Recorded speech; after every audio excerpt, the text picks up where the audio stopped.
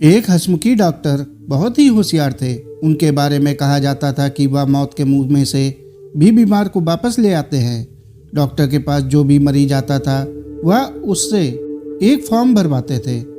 मरीज से यह पूछते कि आप इस फॉर्म में लिखें कि यदि आप बच गए तो किस तरह से बाकी ज़िंदगी जिएंगे और आपके जीवन में क्या करना शेष रह गया जो आप करना चाहेंगे। सभी मरीज अपने मन की बात लिखने लगे। अगर मैं बच गया तो अपने परिवार के साथ अपना समय बिताऊंगा। मैं अपने पुत्र और पुत्री की संतानों के साथ जी भर खेलूंगा।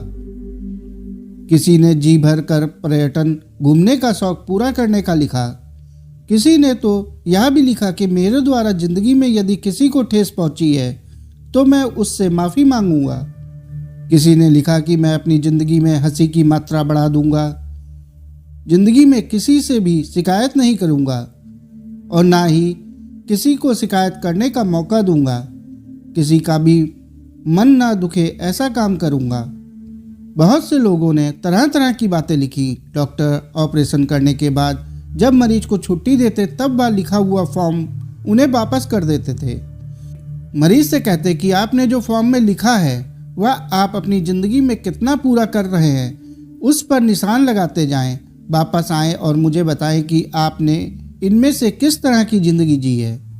डॉक्टर ने कहा कि एक भी व्यक्ति ने ऐसा नहीं लिखा कि अगर मैं बच गया तो मुझे किसी से बदला लेना है, अपने दुश्मन को ख़त्म कर दूंगा, मुझे बहुत धन कमाना है, अपने आप को बहुत व्यस्त रखना है या मुझे किसी से अपना उधार लेना या चुकाना है।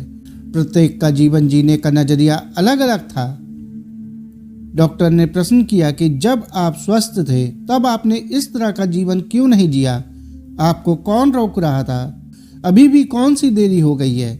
कुछ क्षण अपने जीवन के बारे में चिंतन मनन करें। हमें अपनी ज़िंदगी में किस तरह का जीवन जीना शेष रह गया है जो हम जीवन जीना चाहते थे। बस इस तरह का जीवन जीना प्रारंभ करें।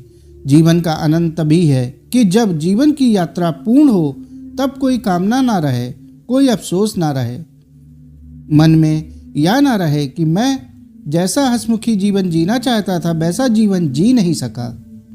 दोस्तों, डॉक्टर का सवाल हमें एक महत्वपूर्ण सीख देता है। हमारे पास जिंदगी है, इसका मतलब यह नहीं कि हमें इसे व्यर्थ गंवाना चाहिए। जो इच्छाएं हमने मृत्यु के करीब जाकर महसूस की, क्या उन्हें हम जीते जी पूरा नहीं कर सकते?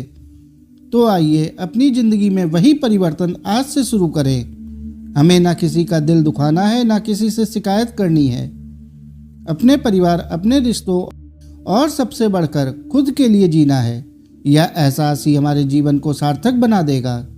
जब जिंदगी की आखिरी सांस लूं तब दिल में एक सुकून हो, मैंने जीवन को जिया है ना कि सिर्फ बिताया।